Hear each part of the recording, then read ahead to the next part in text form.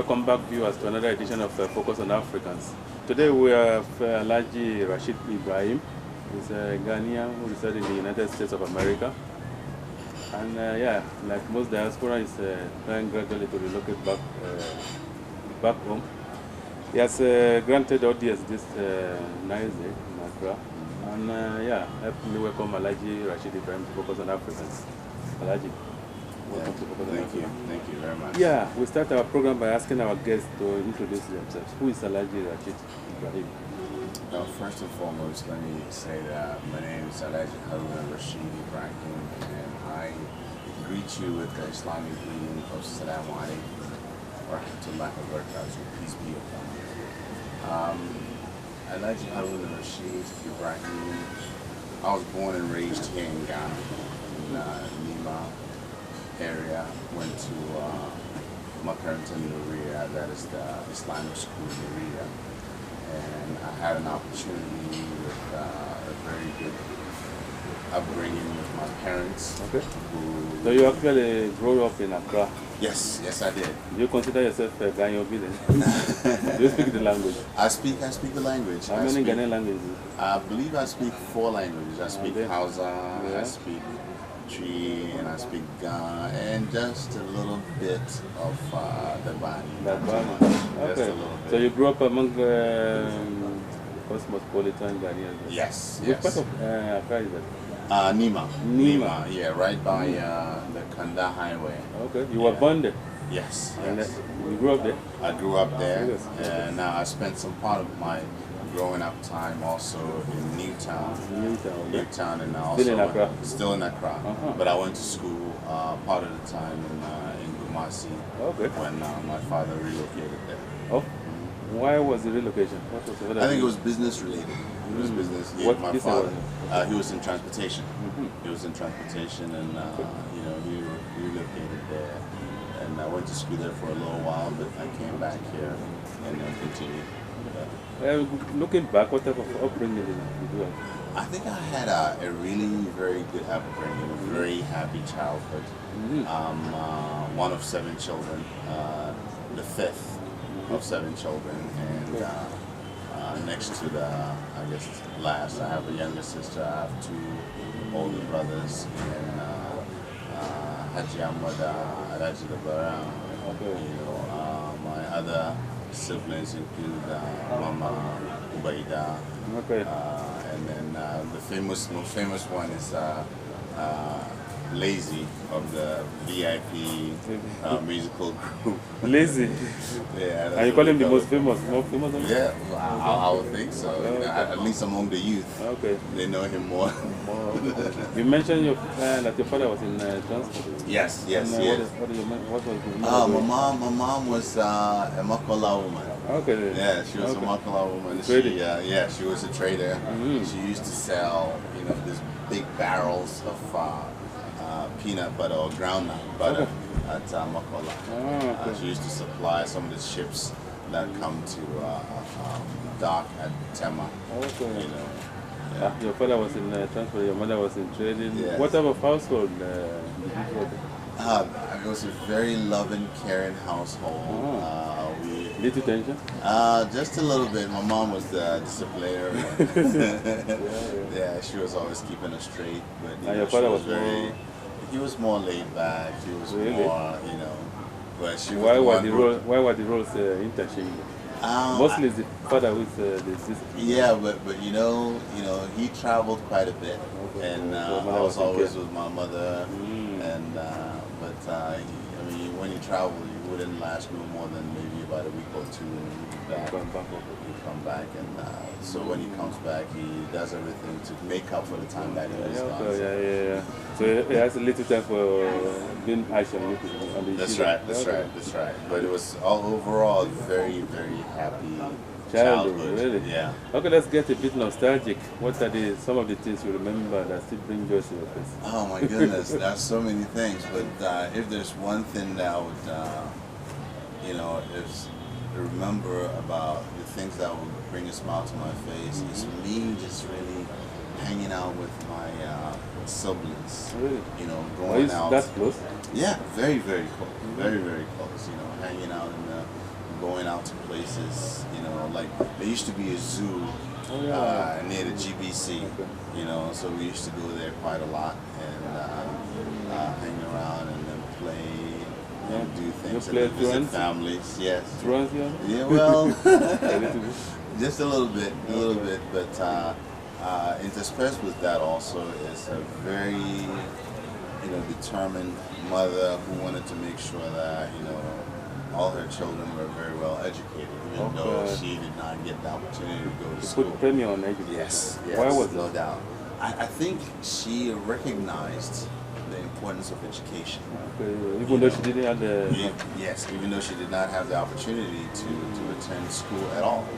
But she recognized the importance of education. You know, as Muslims, we are, told in the Quran to read, one of the first surahs that was revealed is Iqra, which kind of compels us to read, right? As widely as possible. Yes, exactly. So what was your schooling like then? Oh, my schooling was great. I went to New Nation, which is right around Lima roundabout. Okay. From there, I got a chance to go to Ghana National College in Cape Coast. And from there, I had an opportunity to travel to the United States. Immediately after your education? Right after. I mean, literally. I spent a little bit of time with my brother in Lagos. Okay. Doing what? Actually, believe it or not, I used to work at the NNPC. Oh, the Nigerian National. We'll get back to that. We'll get back to that. We'll get back to that question. You were working as what were you doing with NNPC? At NNPC, I was just a clerk. I was an accounting clerk at the time.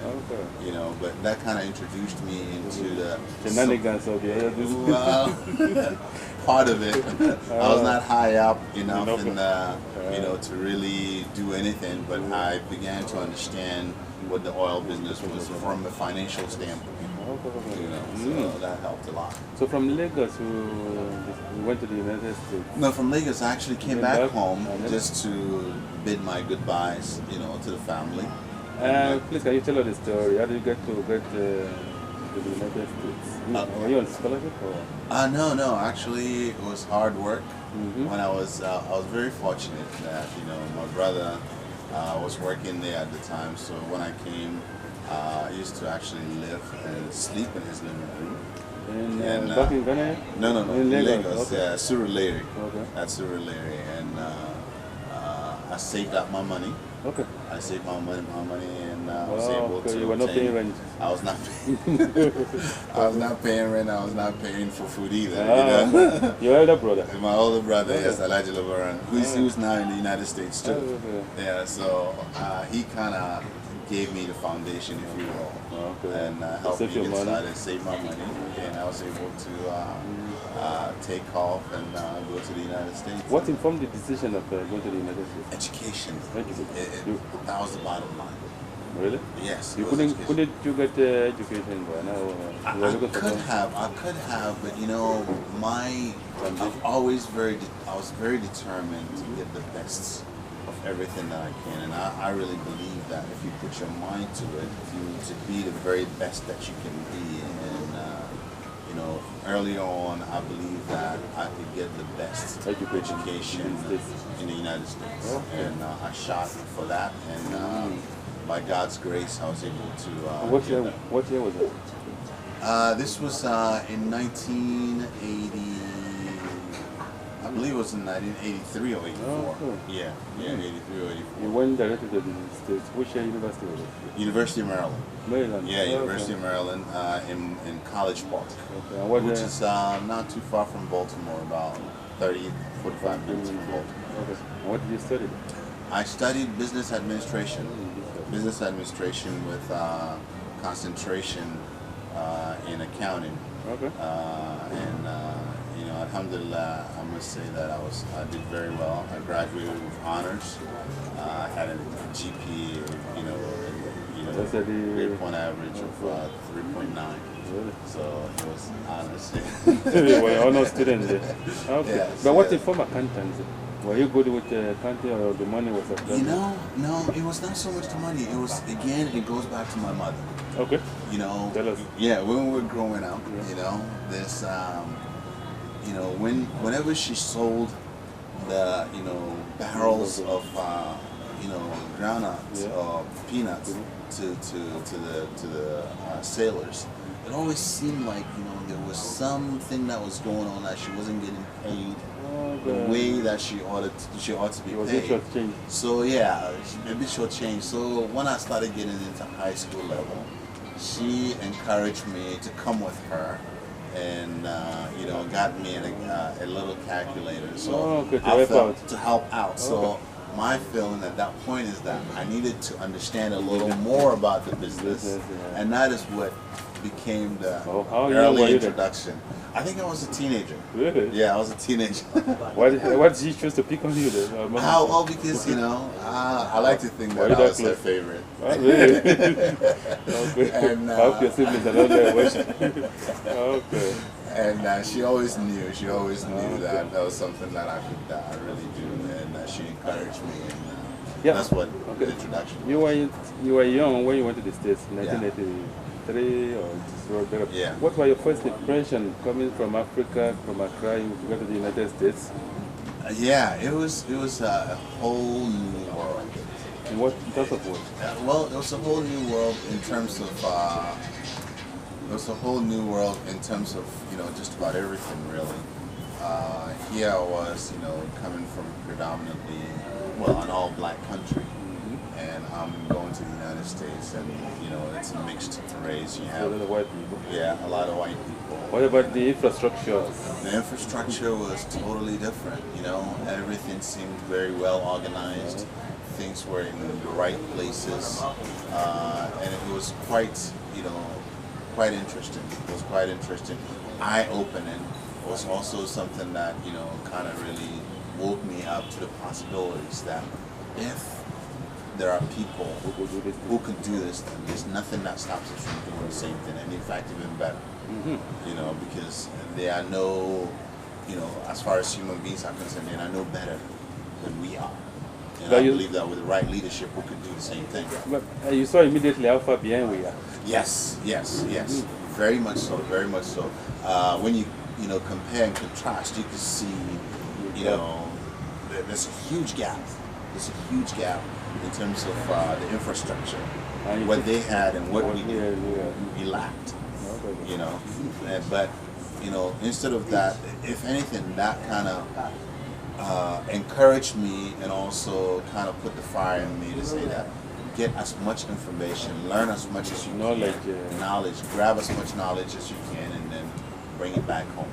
To see what we Let's talk about your professional life. After graduating, what did you do? Actually, after graduating, I was hired right out of school, by United States Fidelity Guarantee Company, USFNG. Okay. USFNG is you know, an insurance company.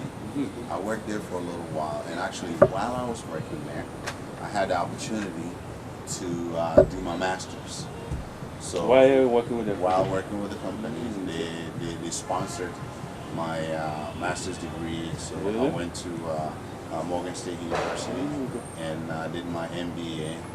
Master's in Business Administration. Okay, you're still in the same line? Yeah, well, in finance. At this time I did finance with a concentration in international business relations. Okay. Yeah, and then after that, I also sat for the exam and passed it as a certified public accountant, CPA. Which is the equivalent of the chartered accountant. Okay. So that, you know, you're a chartered accountant? Yes, I am. Really? An active one. Okay. And so. How many years have you been practicing? Practicing? Gosh, I've been practicing now about 15 years. Yeah, about 15 years. A lot of millions have passed through the... Actually, in the line of business that I ended up being, you know, because from USFNG, I went on, you know, after I got my master's, my MBA and CPA, I was again hired by one of the largest companies, energy companies in the United States, Constellation Energy Group. Okay. I was going to ask that, but that will come later, from NMPC to one of the big Constellation Energy Group, yes. But just looking back, how has life in the US been for you? I think life has been, you know, I've been blessed. by the grace of Allah, I have done very well. I've been very successful. I have a family. You know, I got a chance. I got married in the United States, and I have, you know, wife and children. But, you know, not only that, I was able to help my brothers and nephew to come with me, because it was kind of lonely being there by yourself. You know, so I was able to bring them along with me. Okay, so you have a family there, a big Ibrahim family? Yes, there is a big Ibrahim family. Are they concentrated in Maryland? Or all of them in Maryland. All of them in Maryland. I was going to ask you, what is the attraction of Maryland? What's special? Well, Maryland, you see, it's kind of like in the middle. Yeah. It's it's actually called Mid-Atlantic. It's very short, about 3 or 4 hours from New York. And only 45 minutes from Washington, D.C., 45 minutes. So you kind of get the best of both worlds. Okay, you can go to New York when you want to, and then you also have Virginia and Delaware. You live in such a big country, huge country actually. The United States. Have you been all over the place? I've been to many places, but there are still some areas that I haven't been to, because, you know, the United States is a whole continent, if you will. Yeah, you know, it seems like, you know. It's really coast to coast. It's really huge, you know, and you prefer to live in Maryland? I do. Okay. I prefer living in Maryland because the opportunities are great, and now there are a lot of Ghanaians living there. You know, you get to interact, feel at home. Feel at home, exactly. And look, you've lived in the States for several years. Yes, I have. And many Ghanaians, you're thinking of relocating back to Ghana. Many Ghanaians or many Africans would like to trade places with you. Yes. What is informing your decision to come back home? Yeah. It's, in me, it is all about really giving back to the community. Giving back to the community, and the patriotic feeling that I, you know, as I mentioned before, what I went to do to the United States, the main attraction for me to go to the United States was to educate and gain some knowledge. And now, you know, by the grace of God, having had some success, having had an education, I felt that it was time for me to come back and do that knowledge transfer, bring it back so that my people can benefit from it. Yeah, but the question was provoked by you didn't go on scholarship. No, I did not. And many people went on scholarships. Yeah. And they just decided to choose to live. I know. Why do you feel obliged? I feel obliged because, you know,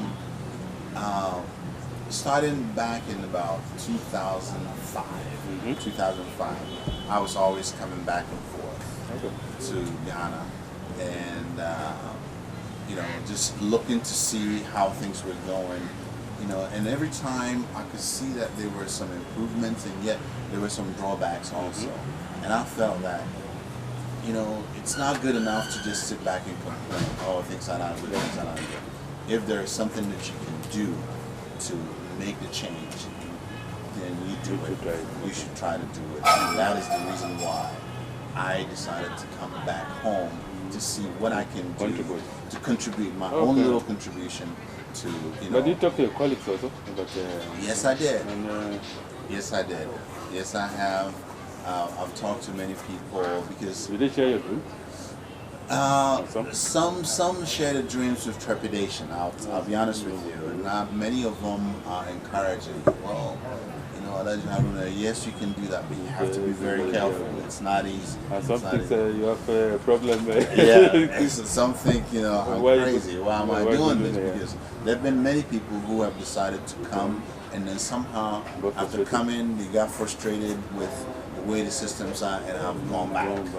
But I'm determined that I'm determined to stay, and I'm going to make it go at it. Inshallah. Inshallah. And viewers, the program is focused on Africa. We take this short break. When we come back, we continue our discussion with Alhaji Rashid Ibrahim.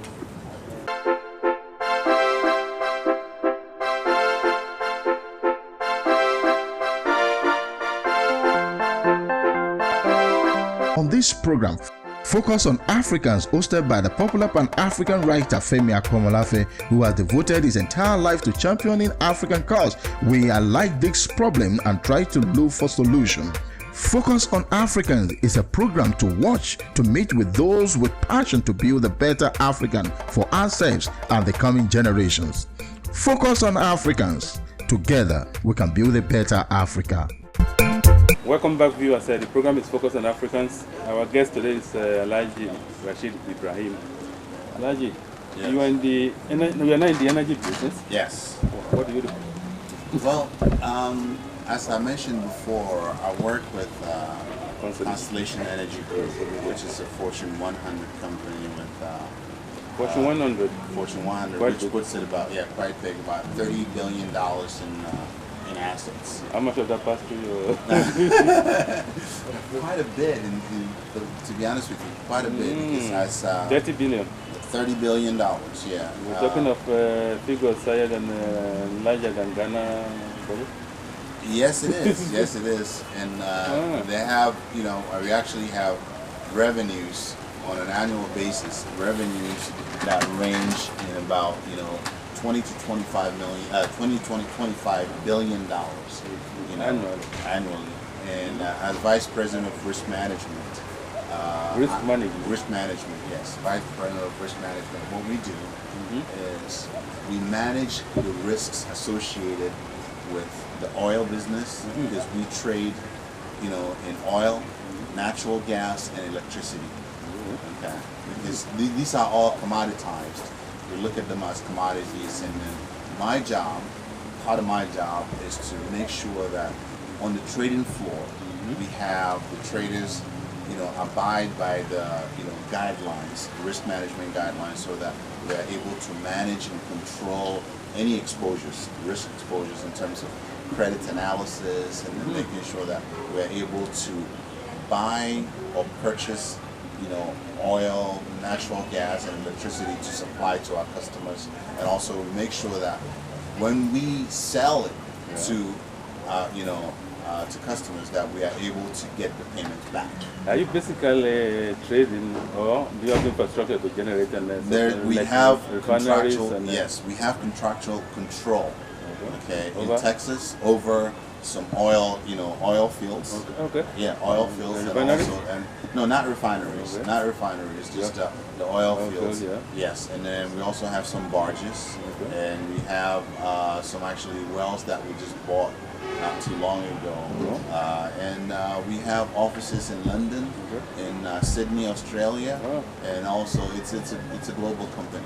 Really? The company is So you actually have tangible assets, not yes, you're not only yes. trading. No, not only trading, but we have tangible It's not the bubble. No. We have what the Americans will call, we have steel in the ground. Still in the ground. Steel in the ground. That's nice. yes. And you are the Vice President for Risk Management. Vice President for Risk Management. Yes. So you are in total the risk analysis and management is under your control. What do you do in that? Well, part of we work as a team. We work as a team because there are so many different facets of the business that you have to work as a team. Whenever we have what we call a structured transaction, we have some municipalities, like a whole city that would come in and say, look, we want you to manage or supply all the energy needs of that area. Really? Yes. Oh. So what we do is that we have a team of accountants, lawyers, no engineers? Definitely. Mathematicians, I mean, you should see in our conference room when we go to discuss transaction, we have all the brain thrust with different expertise in different areas sit down at the table, quantum physicists, PhDs, geologists, meteorologists, because we have to look at, what are the weather conditions? Are we going to be able to supply when we say we're going to supply it? A lot of things. It's not a one-man show. It's a whole team.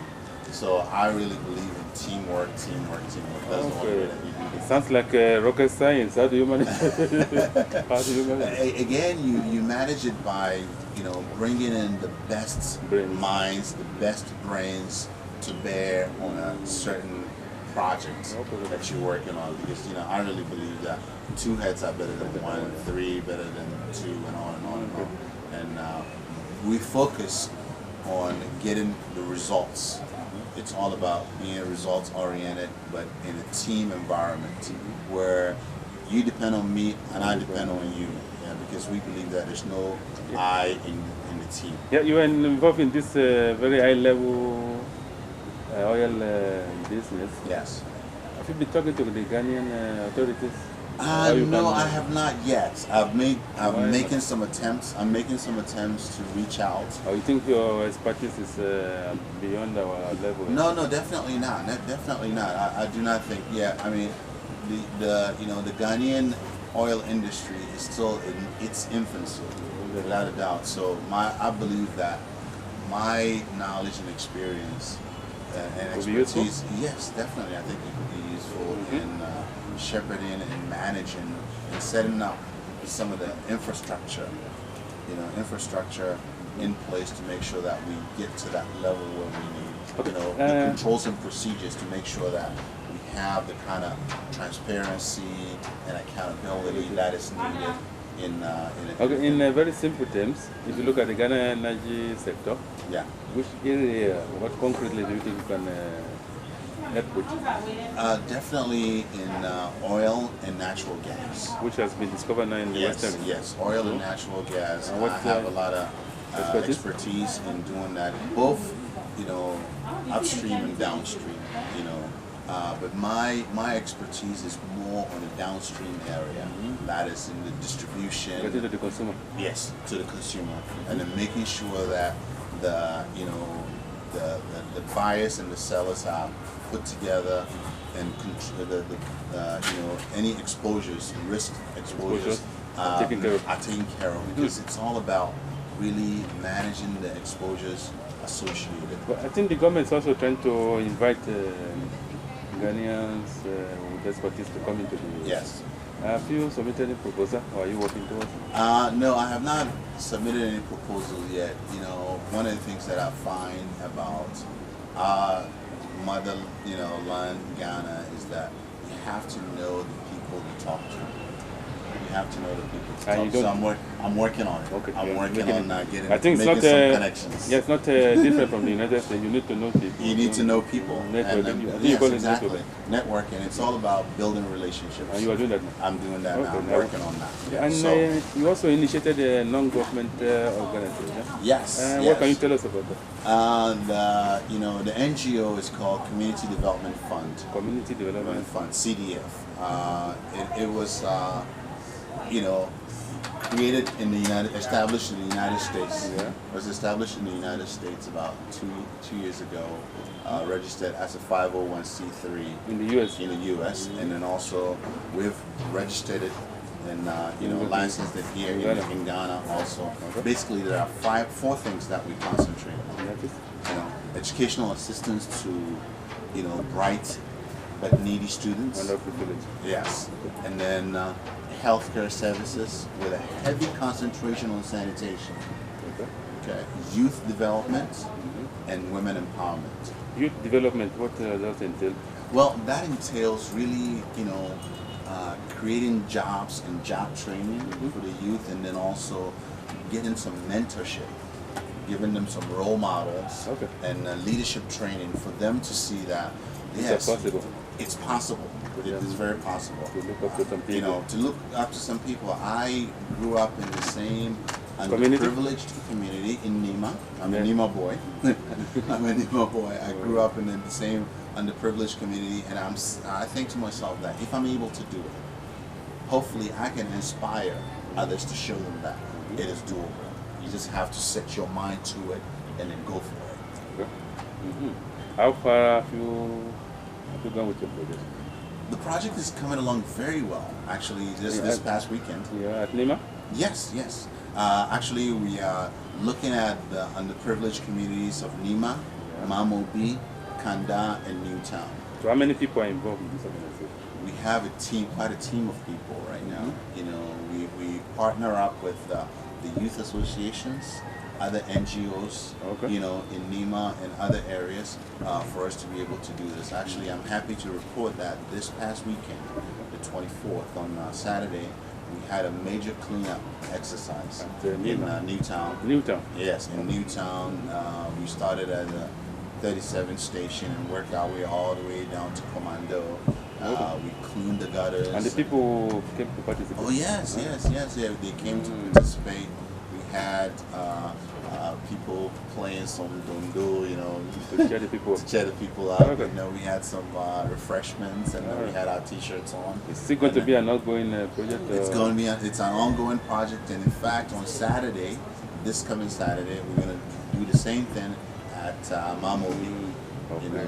And we'll be out there with our T-shirts and everything. Yes. That's some of sanitation and the Yes. youth development program. Youth development, very good. I'm glad you asked the question.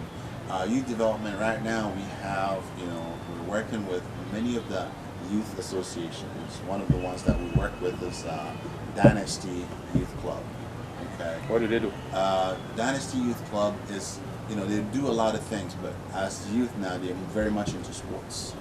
And we support that effort because we believe that through sports, you can, create camaraderie, and then you really, create a esprit de corps for people to come together and then use that for them to release their attention. Exactly, release their attention and then get them focused on doing the right thing and away from doing any other bad stuff.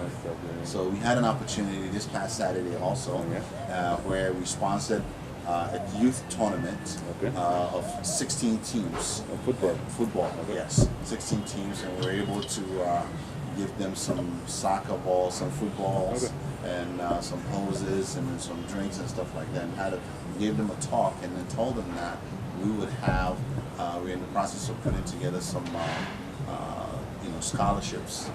Educational scholarships, yes. For the youth. Okay. For the youth, so that they'll be able to. How many have you been able to award so far? So far, we have 43.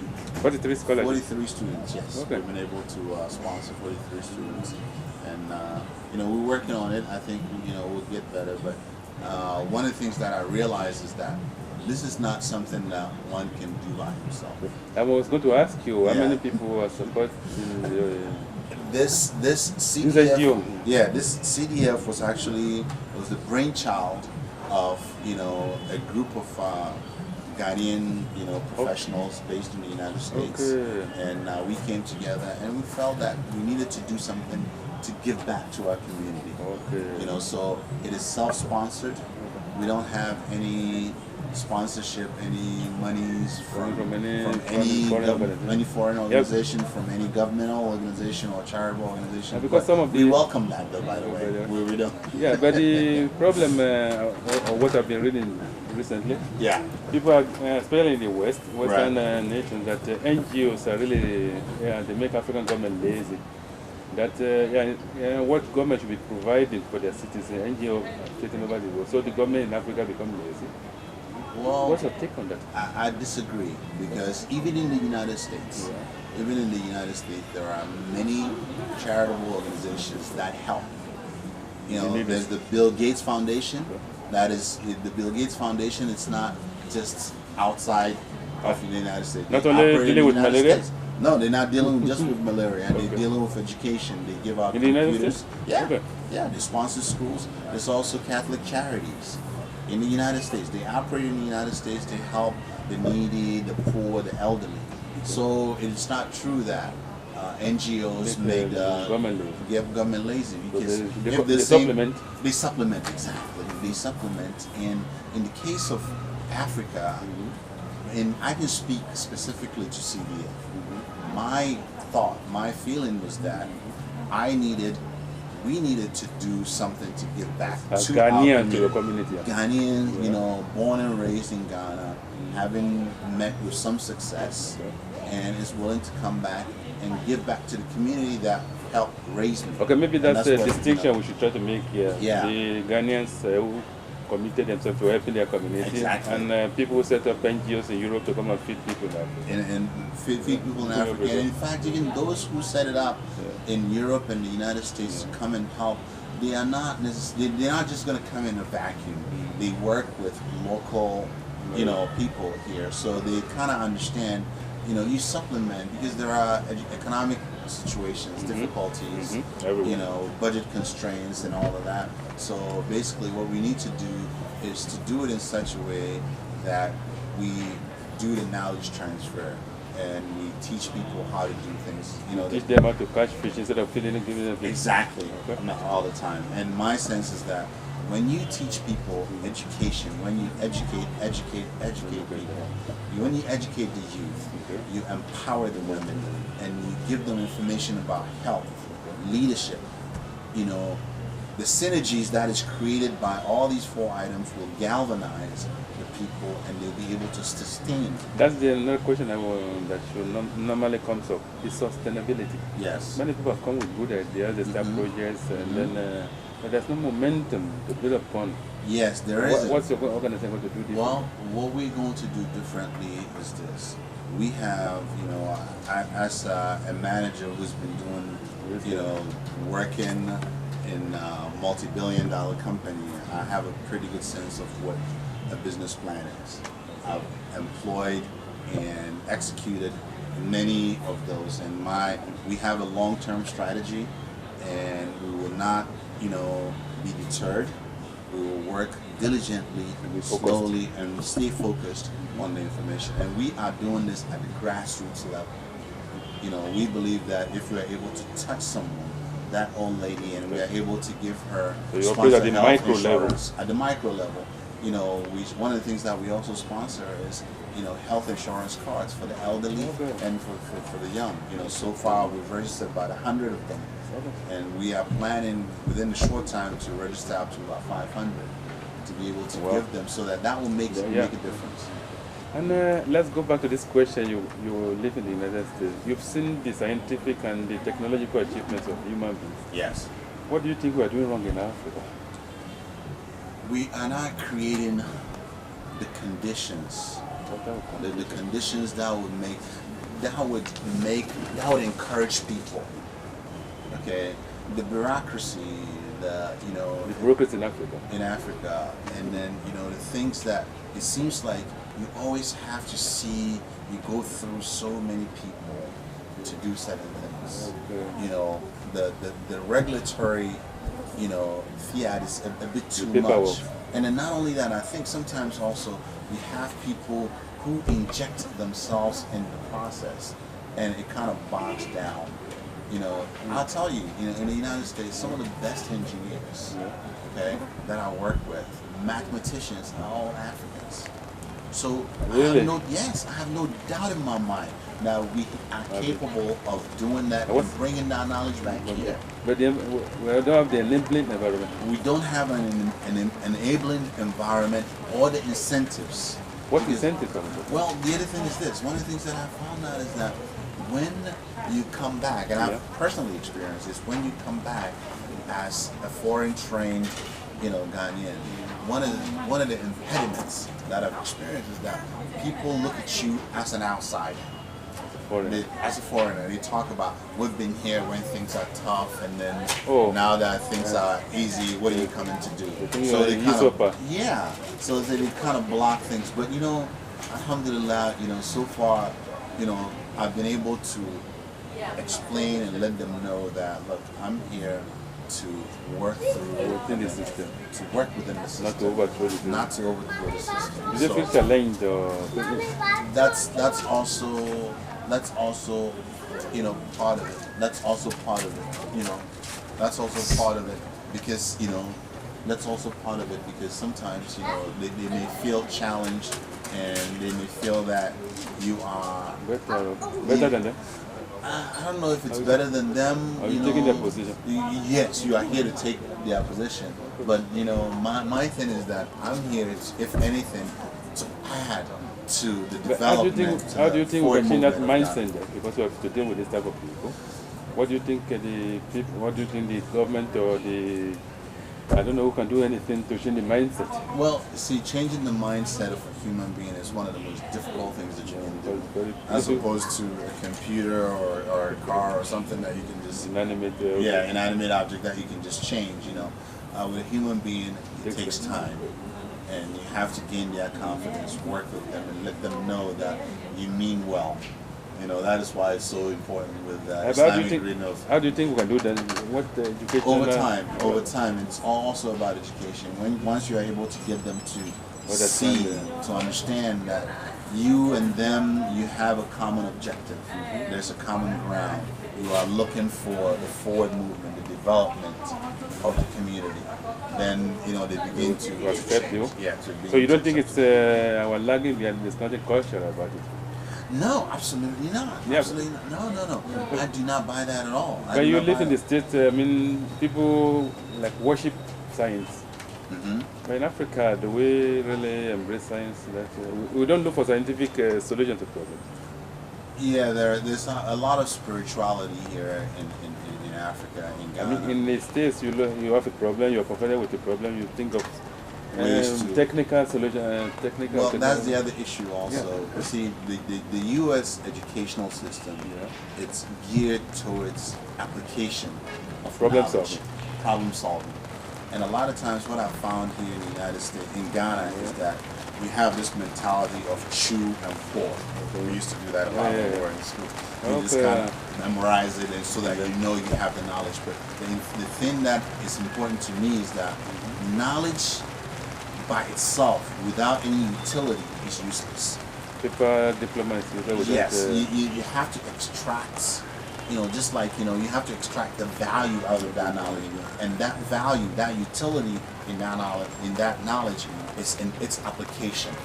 How do you apply this knowledge to the marketplace? That is why you find in a lot of universities in the United States, you have R&D, research and development. And research and development that is sponsored by commercial entities, private companies, so that they can see, once you do this, research and development, how do we take it to the market? Yeah, please, Alhaji, can you elaborate more on these things you think we're doing wrong in Africa?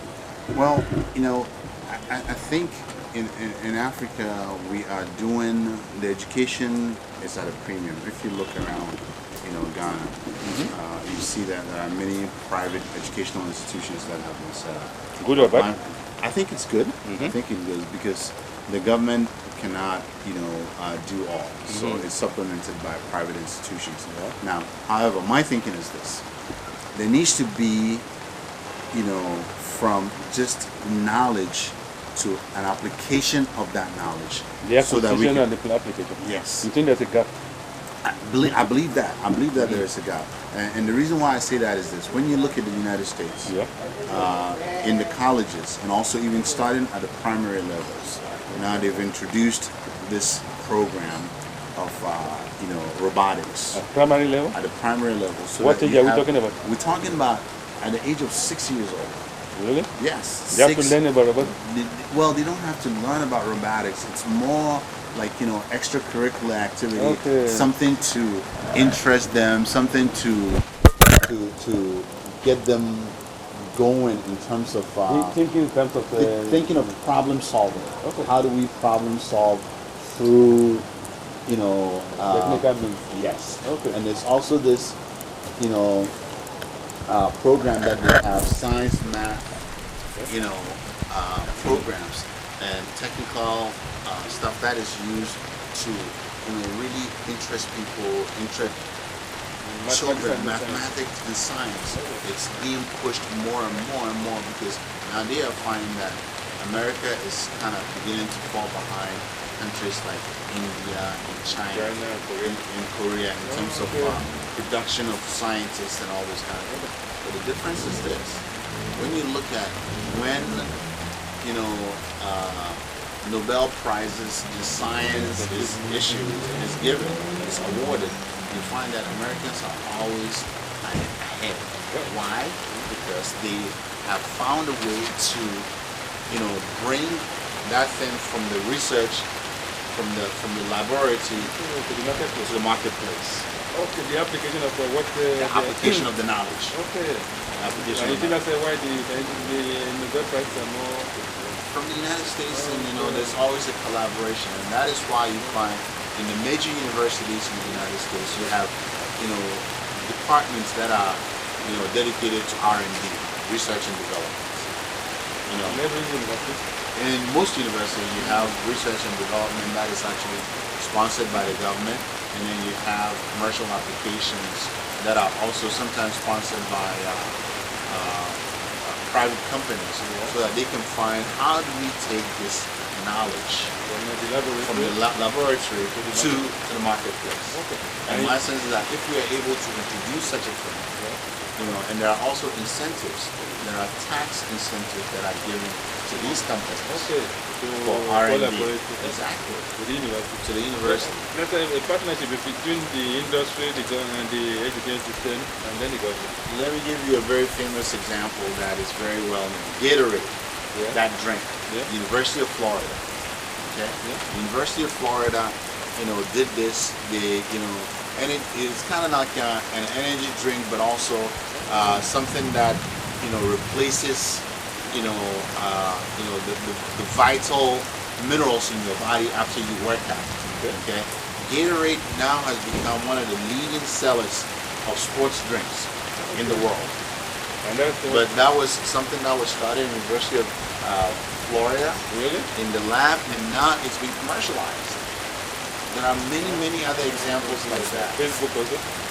Well, Facebook, very good. Facebook, started at at the university level, and now it's on there. Look at Google. Google, the same thing. But how do you think we can achieve this linkage? In Ghana or in Africa, the education is always separate. People get their diploma and they start looking for employment. But in the States, people create things, and that's the thing. There needs to be an education, a transformation for people to see the entrepreneurial spirit, to really encourage that, so that people can see that, look, it's not just about reading the book knowledge, but how can you extract, how can you apply that knowledge to something that is beneficial to the people living around you, and how can you commercialize it? But in the case of the United States, you have entrepreneurs who investors who put money to Facebook, to Google. What are money people doing? Well, the same thing can be done here. The same thing can be done here. If a businessman at the end of the day wants to see, if I invest money into this, first and foremost, can I get my money back? Can I make some profit? And what good is it going to do to the people around me? See, it's not only the profit, they're not looking only at the bottom line. No. Well, I must admit, there are some who are just looking at the bottom line, but there are also others who are looking at a more holistic, how is it going to impact the society? And this social feeling of corporate social responsibility that they have to. That's another thing we're lacking in Africa. We have people after making their money from wherever, they put something back in the community. Yes, they do. Like the private university, most of the big universities, most of the big hospitals are just private foundations. After making their money. Sure. So that is something. See, people, those things need to be elevated. People need to be encouraged to give back to their community. And that is one of the things that, in our own little way, CDF is, trying to institutionalize, especially in the neighborhood that I come from, in Nema, Mawobi, Newtown, so that people can see that we need to have some institutions that we can sustain over a period of time, so that we can bring service to our community. Let's say you live in relative comfort for several years in the United States. When you come to Ghana, what are the things that still attractive? The people. What about the people? Yes, the friendliness, the welcoming. I give you an example. My daughter is in Georgetown University. She's studying to be a doctor. Georgetown University. She came home about 3 weeks ago. About 6 weeks ago, to have a course, an international health certificate at University of Ghana. I tell you, she's been to Ghana many times, but when she was younger. And now that she's 20 and she's going back, when I met her at the airport, she was literally in tears that she misses Ghana. Really? That she felt this sense of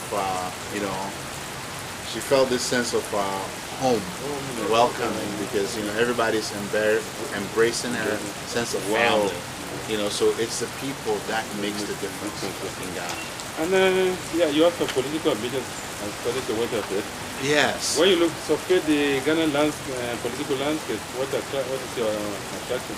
Well, my attraction is the democratic principles that are, at the bedrock of the National Democratic Congress. I'm a staunch member of the NDC, and when the time comes, I intend to, run for office in East Awasu as a member of Parliament. Okay. And I believe that I can introduce a level and a type of leadership, a brand of politics that is focused on community, serving our community, so that people can begin to have the sense that politicians do care about bringing home the bacon, as the Americans would say. That is, doing things to really elevate, to be an effective voice for the voiceless, and also have people, learn that there is something that can be done through politics to be positive. Yeah, but you've been in Ghana for a while. You've been talking to people. Yes. Have you not noticed that many people have become disillusioned with the politics? It is true. It's unfortunate. The betrayal of their hopes and aspirations by the elite. And yeah, what new things are you bringing them?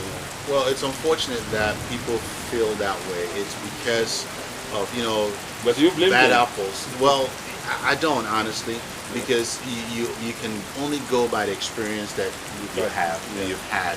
And my sense is that this is done because of people that, have not really focused on giving service to the community. And my sense is that once we come together as, as a people, you bring in the pastors, you bring in the malams, you bring in the trotro drivers, the taxi drivers, the market women, the teachers, you bring them, and the students, you bring everybody together, we put our heads together and then say that, look, we have a problem, we need to solve it. It affects us, it's our lives, affects you and me and our children, our children's children.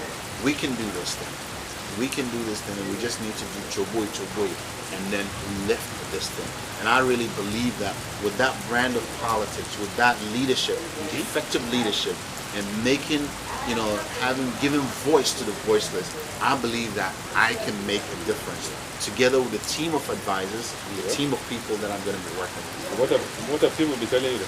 The people have been encouraging me. Actually, when we started off with CDF, politics was never in my mind. I was never interested in politics. You did not think of you launching an NGO just to gain political power? No. Actually, it was something that I was pushed and encouraged by some of the leaders in the community to do this. Okay. Yeah, because they have seen, no progress, stagnant, issues have not been resolved. There's been lack of educational opportunities, what do you think that's sanitation what issues, do you think that's lack of political will, and lack of proper leadership. Okay, proper leadership that will go out there and make the case. Okay. This is what we need for this community. These are the things that we need to do, and this is how we're going to go do about it. But do you think it's a problem of individual politicians or the political system? It's a bit of both. Yeah. It's a bit of both, but we were going to parliament to function within a system. You have to which function is within a difficult system. to like a big carrier, which is difficult to steer around. That's yeah. true. But you know what though? I have also seen very good politicians who have been able to bring in really good results for their community. Okay. Unfortunately, in our community, work has been done. I believe the current MP has done, his level best. His level best, but in my, humble opinion, his level best is not good enough for our people. I believe that we can and must do better. We can do better than that. We deserve better than that. We deserve a better voice. We deserve a more effective leadership who is at the grassroots level listening to the concerns of the people. See, with me, my concern, the people's concern are my concerns because I grew up in this neighborhood. I know what their problems are. and I'm available, and I'm very, I'm with them. But give me your global exposure. You work with the Fortune 100 firm. Don't you think you'll be more relevant at the national level? Give me your I could be at the right time, but I believe in walking or in crawling before walking. And I really believe that I'll be of more service to my community, of Nima, Mamobi, and especially, let me just say, of the Zongo community. I'm a product of the Zongo, and I'm proud of it.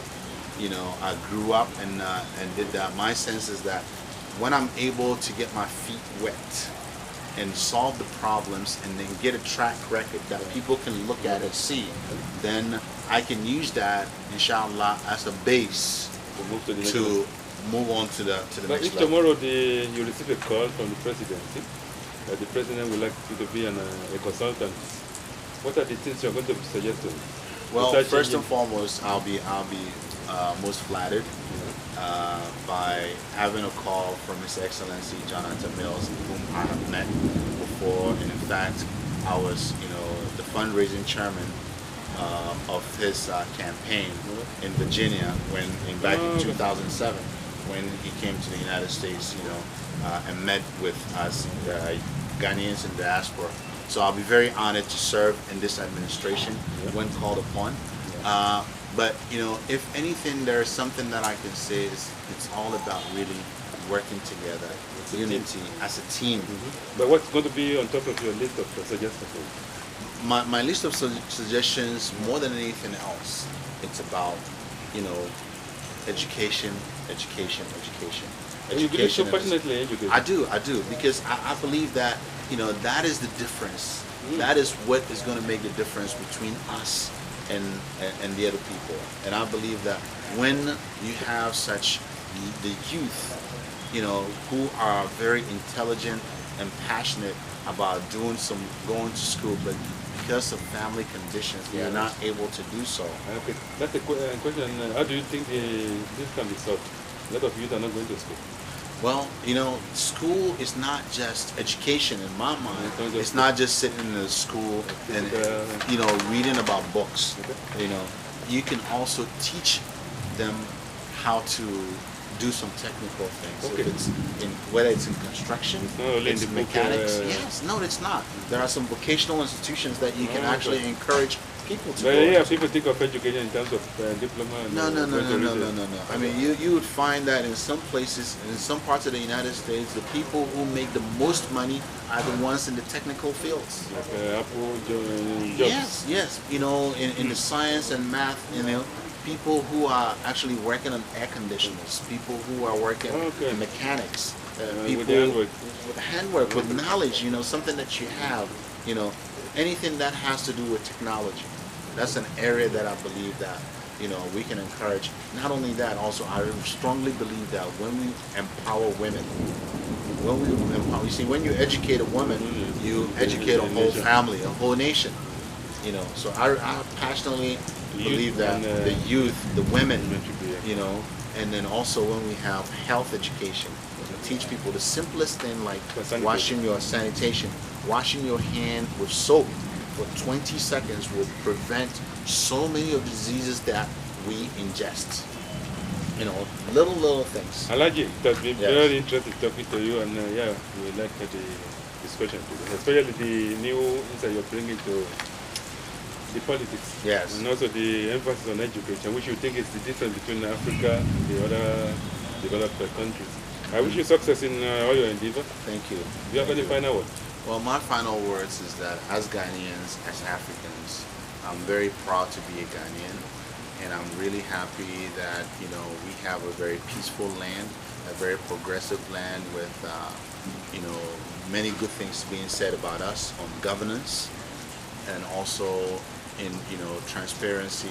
So I believe that what we need to do as a community is to continue for the Muslims and the Christians to live together in peace, neighbors looking after each other's back, and also creating the conditions that would take us to the next level. And I believe that we can do that through education and not only just education, but also, creating the conditions that will make it conducive for us to apply that knowledge that we have, gathered, so that we can take it to the commercial place and then make things work. Again, I say this to all the Ghanaians out there, all the viewers. I thank you very much for this opportunity, and I hope I'll have an opportunity to expound again. And to my Muslim brothers and sisters and the Christians, I say, Assalamu alaikum wa rahmatullahi wa barakatuh. Thank you very much, Alhaji Haruna Rashid Ibrahim. Yes, thank you. Yeah, the program is Focus on Africa. Thank you very much, viewers, for watching this edition. And on behalf of my wonderful crew, I say until next week when we meet again, I say Ireo. Bye.